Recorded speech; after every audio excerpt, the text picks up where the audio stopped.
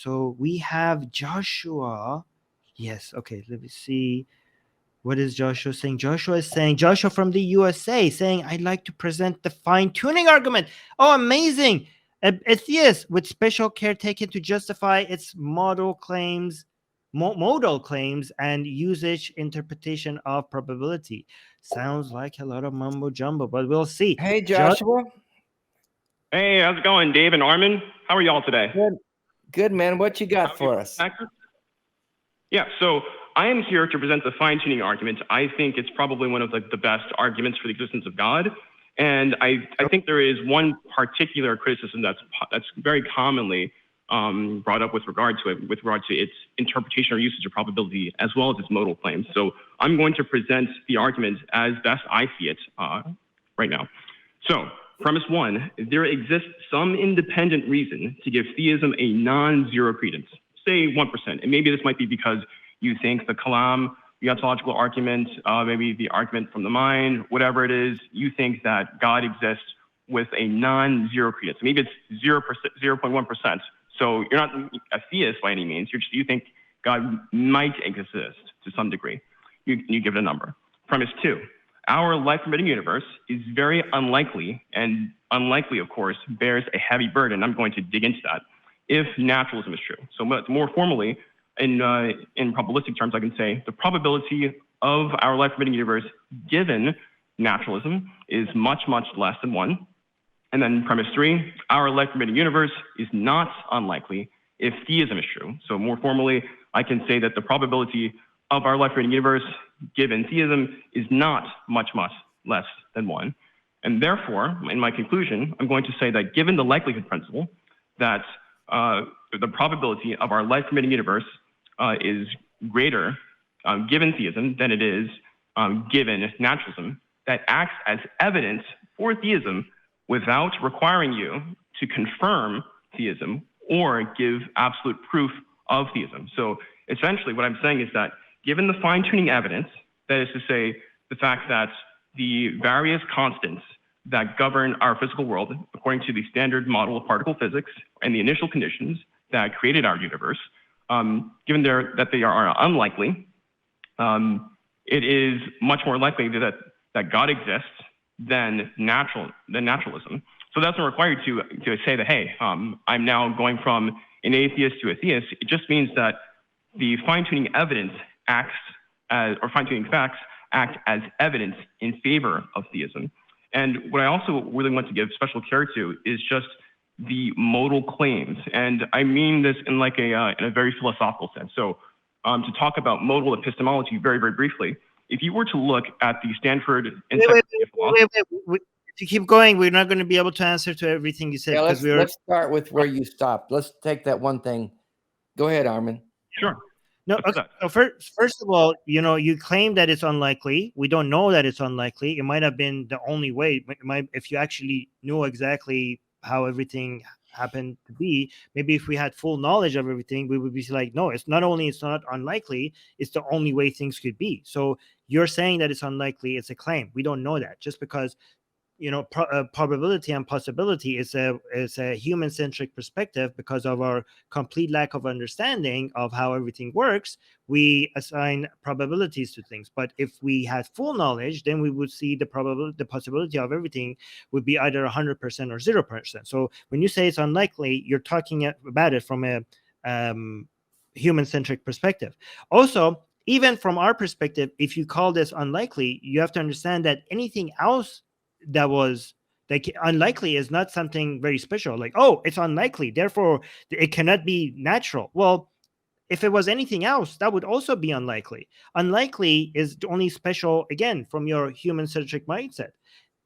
Whatever other characteristics the universe had, those specific characteristics will also be very unlikely among all the other things that it could be, right? So there's that. Also, I don't understand, even if we can't understand ourselves, if we can't explain how these special characteristics came to be, for you to say, like, this is so special, so we need an explanation. Okay, yeah, sure, we need an explanation. But the God, you say, like, oh, if we had God, it would explain all of this. It wouldn't, because the God hypothesis It's not explaining anything. It doesn't have any extra explanatory power. You're just saying I could add anything else in there. I could add any random. You're adding God. I could just add any other random explanation without any evidence, and be like, okay, here, mine has explanatory power as well. But because you are not describing how God came to be and how God is the creator, and you don't have many. I mean, I don't know if you do, like, if you want to define God to us, because all the mysteries about how the universe has all these characteristics, once you start getting into the details of God, there's more mysteries there, and how God came to be the way it is, and how it is supposed to be the creator. So your explanation has more mysteries in it than all the characteristics that make the fine-tuning argument. So not only you're not explaining how this all became fine-tuned, you move the explanation to something with more mystery than the thing that you're trying to explain. So it's not solving our problem. Yeah, maybe you could stop at like, okay, I don't know how this looks so fine-tuned, and like, okay, do you have an explanation? You give us something that we can't explain either. So it's not doing anything. It's not doing any work. Do you understand what I'm trying to say? Yeah, I mean, I think you've listed like quite a few different really, really good objections to the fine-tuning argument. I think what I want to do is focus at least on one of the very first things you mentioned, and that's just how do you know it's possible? Maybe there's a deeper explanation, right? Maybe we'll come up with some new physics. Maybe we'll discover that somehow that these constants, or maybe these initial conditions, were actually necessary. And what I want to do first is just clarify that we need to interpret these in terms of modal epistemology. That is to say, in what sense is our universe necessary or possible? So first, I think if you look at the Stanford Encyclopedia of Philosophy's article on modal epistemology, you'll find that they state that something is possible if it is consistent with some mode. So in this case, I'm saying that absolutely claiming that the initial conditions and the fine-tuned constants of our universe is standard model of particle physics are, I'm claiming that the initial conditions are consistent with the laws of physics as far as we know. And I'm also claiming that the universe potentially being in different ways with regard to the initial conditions is consistent with the laws of physics as far as we know. How does that sound? We don't know any as part of the claim? No, we don't know any of these things yet. The initial conditions, we don't know that different initial conditions would not be consistent with the laws of physics insofar as we know. And yeah, let me jump in here. The universe is one thing. Let's talk about Earth, the planet we live on. Do you, first of all, you're a theist. Do you believe in the biblical narrative of God creating the heavens and the earth? In a very broad sense, that I believe that God is the cause behind the universe, the ultimate cause behind the universe. Okay, define God. I'm not necessarily committed to the specific, biblical narrative of Genesis in a literal interpretation. What about you? Do you define God? Do you see it as an intelligent designer? I see God as an entity that exists in a metaphysical mode that is able to exist. And first of all, God is not physical inherently. God exists and is all powerful, as to say he can actualize anything. It's not physical, but it's not physical, but it's a he. Explain that to me. I mean, you can call it it. I mean, I just arbitrarily have used a pronoun here. Yeah, it sounds like you've arbitrarily created a God too. Oh, how so? You're defining a God that. Where do you get this definition of God? You just came up with it in your own mind? You believe it's... Define God again and tell me how you came up with that definition. So I think I can come up with a definition from something like the Kalam cosmological argument. God is a metaphysical entity that is all-powerful, and let's just say... what is a metaphysical entity?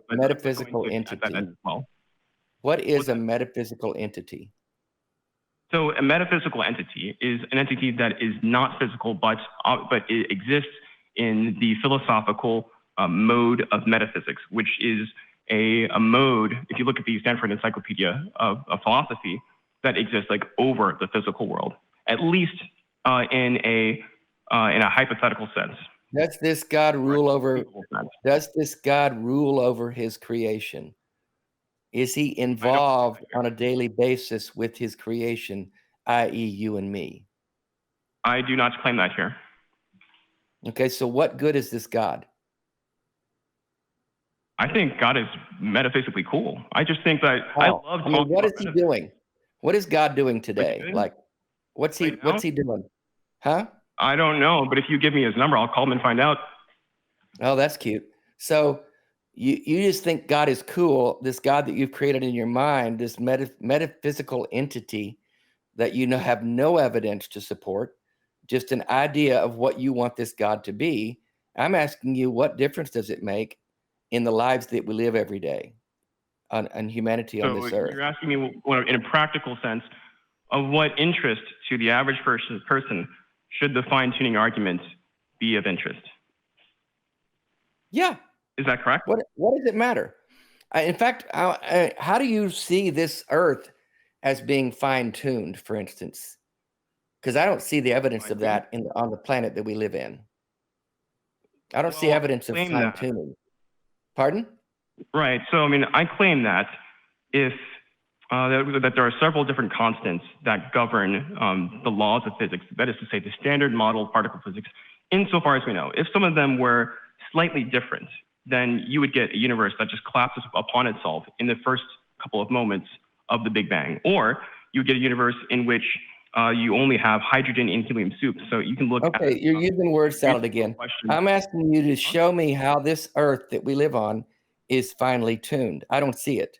You've got 2/3 of the planet covered with salt water, and you've got most of the animal kingdom needing to drink fresh water to survive. Tell me how that makes sense. And you've got vast portions of the planet who don't have access to good fresh water. So where's the fine-tuning there? Question.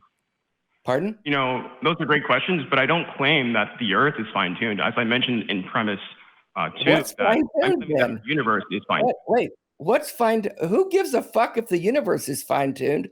If the Earth that we live on, human beings, the only planet that we're aware of that has life on it, if that planet's not fine-tuned, why are you going to jump out and say, well, I don't know about the Earth being fine-tuned, but the universe sure is? What the hell? Well, there's a very specific justification I have for that, and that is that the Earth cannot be fine-tuned unless the universe itself is fine-tuned. So but even the universe, you're saying the universe is fine-tuned, but the Earth isn't. Help me out here. That is totally possible. It is possible for the universe to be fine-tuned, designed for life. But what difference does it make, Joshua? Why get caught up in all these metaphysical arguments when the life that we're aware of on this planet that we know of is very difficult for most of humanity? So where is this metaphysical God in that, and what difference does he make? You know, I think like for the first part of your question, I don't have an answer to that. Can I be honest in that way? I don't have an answer. That's the best thing you've said all day. That's the best, that's the most honest thing you've said. I don't know. That's the most honest thing most of us can say when we're dealing with the creation of the universe and gods and planets and how we got here. The most honest thing most of us can say is, I don't know. But we're here now, and let's deal with that. And my point is, I see no evidence of a God of any kind, a physical being, a metaphysical entity, anything having anything to do with humans on this planet. And that's really all I care about. Other than that, it's just a bunch of psychobabble to me. Oh, interesting. So you're not interested in like philosophical metaphysical claims which are required to actually absolutely fucking not. No, I'll leave that to you guys who want to toss words around, because I don't care. I care about the life that I live now, the people around me and how they're living. And I care about the claims that there's a God involved with the lives of these people when I see no evidence of such. Now, you guys can argue about metaphysical physics and all that stuff. I don't really care. I'm just being honest with you. Oh, yeah, I appreciate your candor. I mean, I think I've approached this conversation with the same level of candor, or at least I tried you to. have. Right? Yeah. Yeah. I'm just asking you, we have to deal with life as we know it, not as we wish it to be, not as we think it is, not as we claim to have some idea about a metaphysical God that's not personal or involved. To me, a God of that sort is useless. And to me, it's a waste of time and energy to rattle around a bunch of words about that God if that God's not involved with the creation that we claim it or he is involved in. And when you talk about fine-tuning and leave human creation out of that, it's, to me, a clanging cymbal, as the Bible says. What's the point of that conversation? I think that's a very interesting perspective you have on the practicality of these theistic claims. And to that end, I would say that it is impossible for someone to believe in a God that's like, for example, let's say like the God of Islam or the God of Christianity. It is impossible for someone to believe in that kind of God being active in their everyday life without also believing the metaphysical claims about said God. And that's, generally speaking, why I tend to focus so much on all this metaphysical psychobabble, right? But you don't believe in that personal God, and you don't care about his involvement with his creation. Sorry, what was that again? You don't believe in that personal God, and you don't care about his or its involvement with his creation. You just want to talk about the fine-tuning of the universe and metaphysical claims to support such. I don't find any value in that for the humans that are milling around on this earth today. Well, yeah, I believe you, but what I'm saying is, like, suppose I did provide an argument, like, for some kind of God that was actively involved in the everyday affairs of humankind, right? Then show me evidence. And you could just, let's just suppose like I did give you an argument for that, right? Okay. Well, if that's the case, then you would automatically be able to have another argument against the metaphysics that's required to believe that kind of world. Like, you're not going to get Christianity without metaphysics. Can I Those jump are in? the foundations of Christianity. Okay, Oh, sorry, what was Joshua. To me, it sounds like all you're doing is explaining, saying the same old appeal to ignorance, saying that we don't know how we got these numbers, these constants, therefore God. Like, this is just a fancy way of doing an appeal to ignorance. But just so I see where you're coming from, do you think that the multiverse theory, there's a chance that it could be a good explanation for that it could be true that we have multiverse? Is that possible? Like, I'm not saying if it's true or not. Is that a possibility that we have billions of millions, an infinite number of universes? Do you think that's a possibility at all? Are you there with us, Joshua? Joshua, hello. We didn't lose him, did we? Hey, can you hear me? I'm seeing. Yeah, there we are. Yes, Joshua. Oh, okay, Did yeah. you hear what I Yes. Could you repeat that one more time? On what you had said before? I think it was about the multiverse. Yes. Is there a non-zero chance that we have infinite number of universes? A non-zero chance that we have an infinite number of universes. I think the multiverse is a valid possibility. Although I do want to be careful in terms of how it is. It is a non-zero possibility. Yes, distributing. Yes, I will say that. Yes. If that's a possibility, wouldn't that be a better explanation for fine-tuning than your God hypothesis that just all of a sudden brings consciousness out of nowhere to the reason why we have anything? The multiverse theory. I think if we have infinite numbers of universes, then we will have universes with specifically our characteristics for sure, because there's infinite numbers of them. So I would say that. I think I may have like somewhat misunderstood like what you had said before. I will say that if you give that the probability, first of all, gets very complicated once you're trying to involve an infinite number of entities. So it doesn't get it will make it possible for us to, we shouldn't even get surprised anymore at all. Like you would expect to see universes like us. You would expect to see many universes like us if we have infinite numbers of universes. I'm not saying this is the answer. I'm just saying it's a better answer. I don't even know if this is the answer. I just think like it's so much more likely than you just adding consciousness at the beginning of everything with no reason. Is your God is self-aware, conscious? Like what is your understanding? What is the definition of God for you? How do you define God? Yeah, I mean, I think that God is a conscious entity.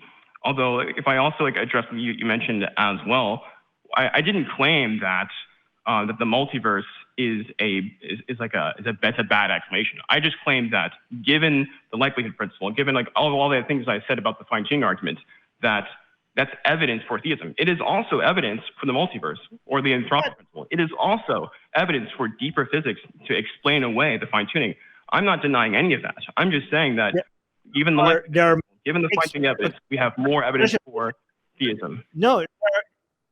Okay, so there are many explanations that you could give for something that you're witnessing, and some of them are good and some of them are crappy. Okay, so if you see a magician pull a rabbit out of the hat, okay, if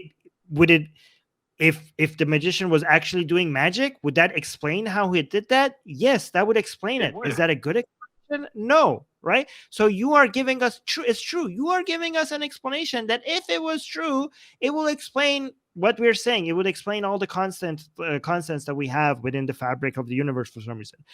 It is an explanation, but it's a bad explanation because it raises more questions than answers. Like it doesn't answer anything. It would just move the mystery from one place to a worse place. Well, like we have some mystery, like, oh, we don't know these things. And then you're introducing an answer. They're like, okay, it got worse. Now we know less things. We have more questions. When your answer raises more questions than the questions that it's supposed to answer, that is the definition of a bad explanation.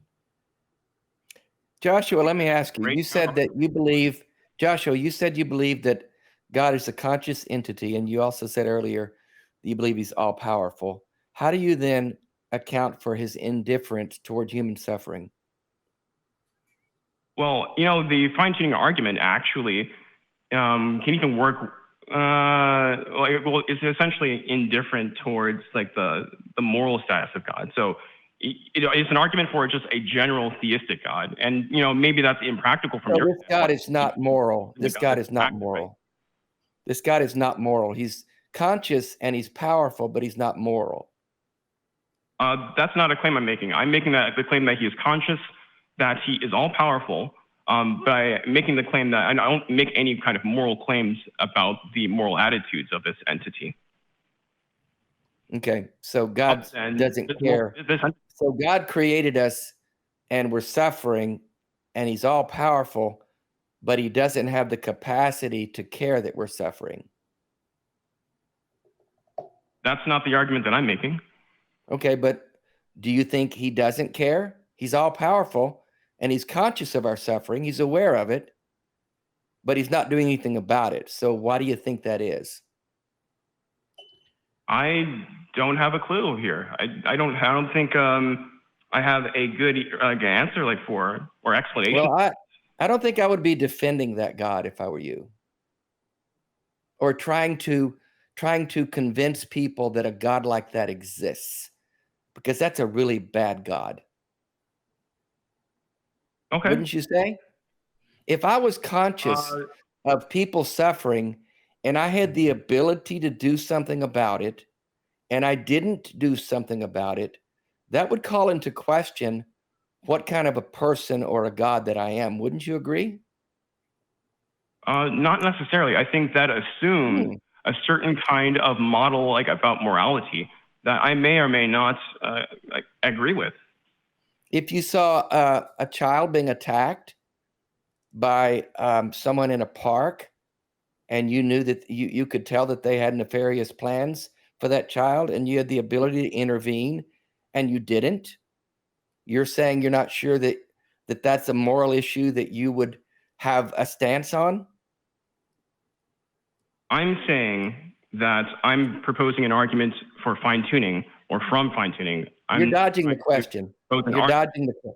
for Joshua, Joshua. Joshua, Yes. Joshua. Yeah, David. I asked you a specific question about a girl in a park, and you're dodging it, going back to the fine-tuning thing.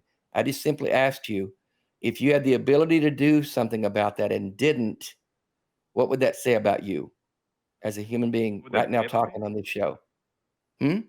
Under like what moral, like, I guess, like, model? Okay, you're dodging it. Do you have a moral idea? Do you have an idea about what's moral or not moral in that scenario? You're saying it might not be moral to intervene? No, I'm saying I'm not making any claims about morality here. Okay, you're dodging the question. What would you do, Joshua, in that scenario? Simple answer to a simple question. Sure. I mean, I can tell you what I would do. I would. Okay, tell me. If possible, save them. Tell me. Yeah, I would save the person. Okay, thank you. That's all I was looking for. Now, you're trying to present an argument for a God who may or may not do the same thing. Correct? Yes, I'm proposing an argument that is agnostic with regard to the moral status of God. So you're more moral than this God that you're defending? No, that doesn't follow from what I argued. I told you what I would do. And I also told you that I'm arguing for a God without regard to the morality of this entity. It just doesn't comment on, like, the morality of this entity. So you don't think this entity would have a moral conscience? It would be conscious, that's not what moral. I'm saying. I'm saying, like, my argument, like, is agnostic with regard to the moral status of this entity. It doesn't propose any particular model of morality. Okay, even if you're agnostic, it will lead to a conclusion that this God would be evil based on the things that you said. This God is powerful, it's conscious, it's aware, it could stop evil, and it's not. It doesn't matter if you're agnostic. The conclusion is that this God would be evil because you're basically defending an evil God. That's what Dave was trying to say. It doesn't matter if you get to that conclusion. The conclusion will be given all the premises that you're putting there. That would lead to us coming to the right conclusion that this God is evil. Do you see that? At no point did I assert a specific model for morality whatsoever. Yeah. Although I did tell you what I would do in that situation. Doesn't matter what you're asserting. Given all the things that you believe, the conclusion will follow. Without your assertion, it will assert itself. It will assert itself. You're saying this God is conscious. It can intervene. There is evil. It's not intervening. So this God is evil. We don't need your assertion. It just automatically. I never claimed that there was evil in this case. Although although I did say, like, if I saw that I subjectively perceived there to be. Do you think children dying horrible deaths from cancer, like, do you think that's evil? Do you consider that to be evil? Do you think that's bad? Sure. I mean, I think it's bad. I think it's a tragedy. Okay. So you actually had someone. So now you assert there is evil. So there is evil. Now you asserted it. You have a conscious God that can intervene, and now you have asserted that there's evil. So this God is not intervening. So without your assertion, we come to the conclusion that your God is evil.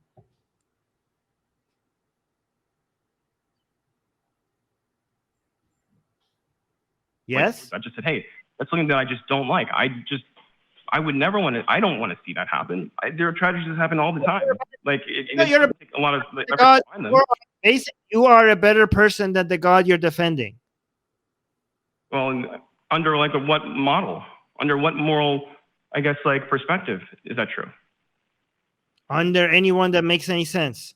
Yeah, I think you know, Joshua. You know in your heart what's good and evil. You just won't admit that this God that you want to present to us has any sense of good or evil because you don't want to hold it accountable. And that's you don't get a free pass on that, because a God has to have attributes for it to make any sense at all.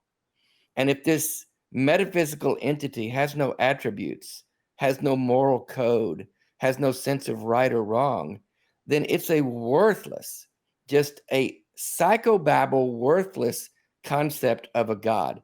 And what's the point of that? I don't understand why you are so adamant about creating this God, or making sure that you believe in this kind of a God, and yet when it comes down to the actual actions or attributes of this God, you don't have anything, and you don't want to ascribe anything to him, because you know if you do, he's going to be found wanting, and you don't want to admit that. Well, actually, the reason why I don't want to, overcommit myself in my arguments is because the plausibility of any argument just becomes reduced the more premises you add, or the more propositions you tack onto it. So I think it is in my philosophical interest to make a minimal, to really minimize the breadth. Well, then you have no argument at all. You're proposing something that, first of all, that this God created everything to begin with, the fine-tuning argument, and you've got nothing to defend it with. You've got nothing to present as evidence of that. And so you're making it as vague and nebulous as possible so that you don't get backed into a corner. That's kind of cowardly, actually. And you already gave this God human characteristics. You already gave this God human characteristics, so that already opens the door. Even if you try to make it as minimalist as possible so that you can't be cornered, you've already done that. You already accepted that there's evil in the world. You already accepted that this God is aware. You already accepted that this God could intervene. So even if you try not to add morality to it, it already comes in without you needing to actually say it. It already automatically comes with all of that. This already becomes so difficult to defend as soon as you come up with any human characteristics to whatever cause the universe you think has. Anyways, but we need to go on because we've already talked a lot. So So let's move on. Thank you for your call, Joshua. Good to talk to you.